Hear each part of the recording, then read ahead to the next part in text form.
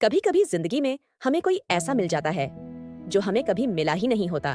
न उसकी आवाज सुनी होती है, न आंखों में देखा होता है, न उसके होने का कोई सबूत होता है।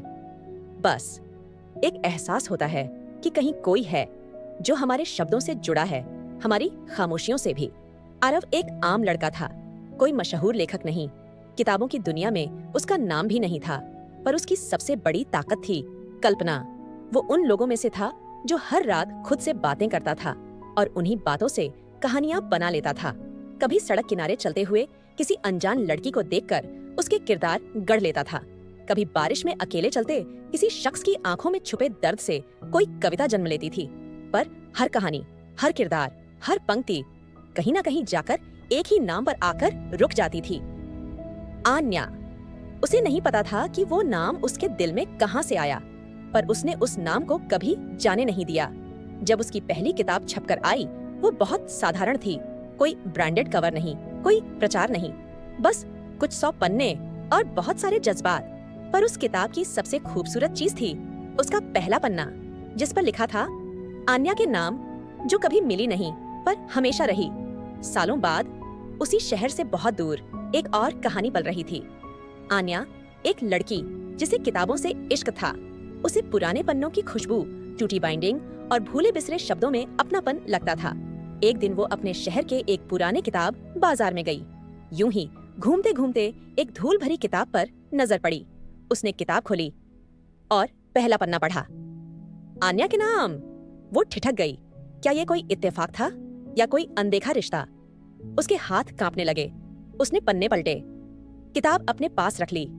उस रात वो किताब पढ़ती रही, लेकिन कहानी से ज्यादा वो हर उस लाइन में अपने जवाब ढूंढ रही थी जो शायद किसी ने उससे कहे ही नहीं थे। उसे लगा, ये सिर्फ एक कहानी नहीं है, ये किसी ने मेरे लिए ही लिखी है। रात के 1 बजे उसने अपने कमरे की लाइट बंद की और लैपटॉप खोला। आरव मलिक, उस लेखक का नाम टाइप किया। कुछ खास नहीं मिला, कोई इंस्टाग्राम नहीं, कोई इंटरव्यू नहीं, बस एक पुराना ब्लॉग और एक ईमेल आईडी। उसने दिल थामकर मेल लिखा, हाय, I found your book and I think it found me too. जवाब अगले दिन ही आया।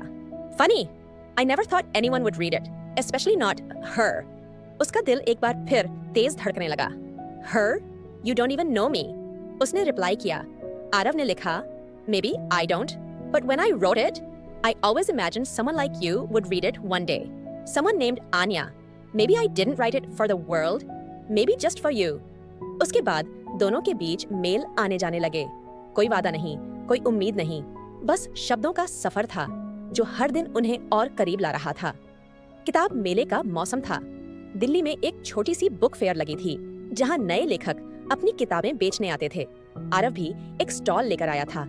वही पुरानी किताबें, वही नाम और वही अधूरी तलाश। तभी उसकी नजर एक लड़की पर पड़ी जो दूर खड़ी थी, हाथ में वही किताब और आंखों में वही सवाल।